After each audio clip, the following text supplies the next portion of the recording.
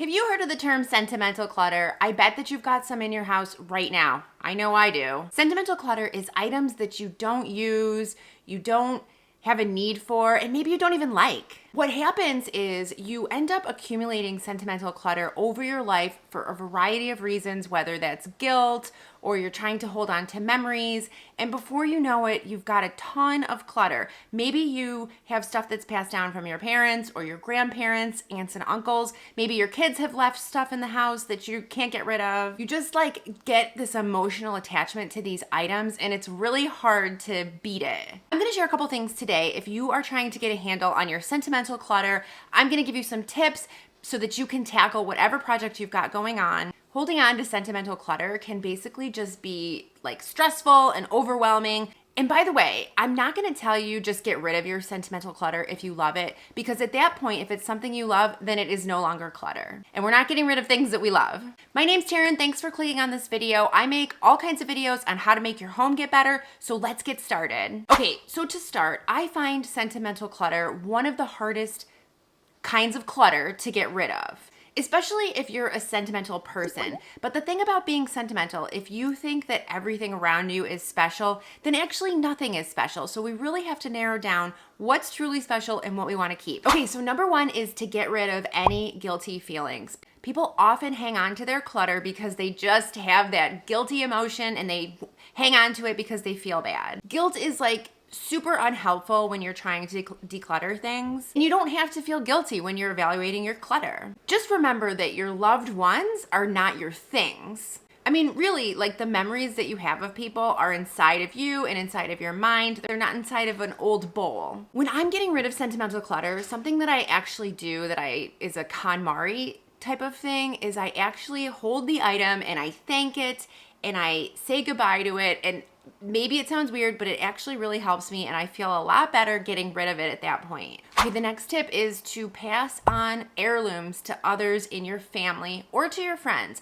Because the thing is, while you may not love this heirloom or something that was passed down to you, your cousin may, or your sister might like it. So ask around your family, see if anybody likes it. Or maybe you have a friend who collects antiques. Just check around before you get rid of things, because I'm telling you, what's that expression? One man's trash is another man's treasure. Okay, the next tip is to keep one of many, and I do this often. I think this is a really helpful tip.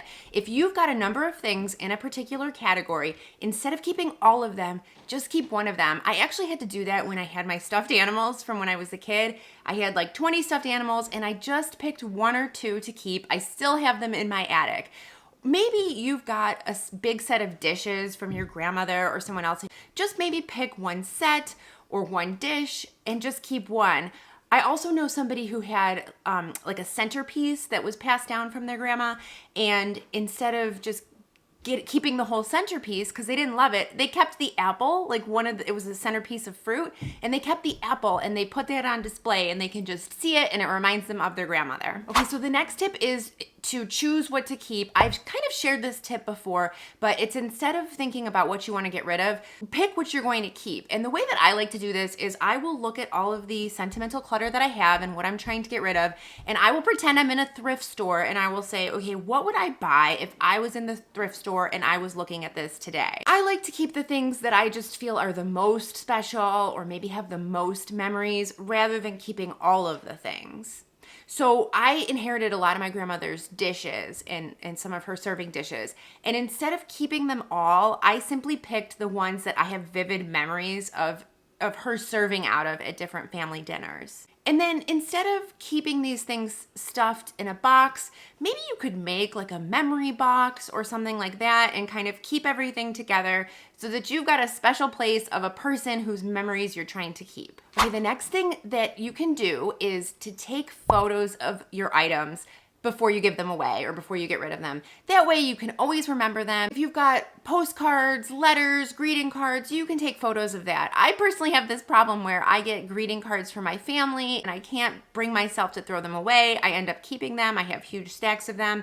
What I'm starting to do now is taking photos of those cards of what I want to keep and then getting rid of the actual cards themselves. Because if you keep these cards for decades, you're just going to need like an entire cabinet for greeting cards. The next tip is to think if you can repurpose an item. So if you've got like a quilt that you are no longer using or that you can't use, maybe if you're crafty, you could turn it into a t-shirt or turn it into something like a baby blanket. Or if you've got like old cups or mugs, you could turn those into little dishes to hold jewelry or makeup or smaller items that you have in your room. I had this heirloom sugar bowl and I ended up using it to put my jewelry in, and now I have it in my closet. I also have a butter dish that was given to me, but I already have a butter dish, and so I'm using the butter dish now to hold jar lids in because those always get lost, and now I've got this butter dish and I can just stack the lids right inside. Another thing that I'll do is I'll take these sentimental items and will actually turn them into decor. So for example, in my kitchen, I have a recipe that my grandmother gave me.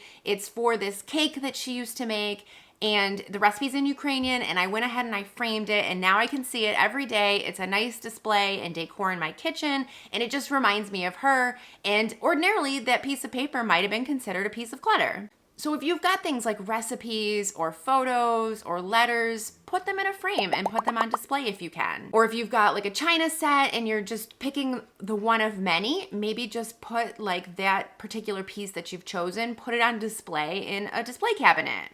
I'm not a huge fan of knickknacks, but if you have sentimental things and they're just stored away in a box, I am all about putting them on display. It's really great to just walk around your house and just have a little bit of your history right there that you can see every day. Okay, the next tip is to set a goal, and this could take many forms. It doesn't have to be in the form of like, get rid of 5 things or do it in 5 days, but I think it should be a manageable goal so that it doesn't feel so overwhelming. So you could say that you're gonna do a certain amount of things in a month, or maybe you say, I'm gonna finish uncluttering this cabinet in 1 month.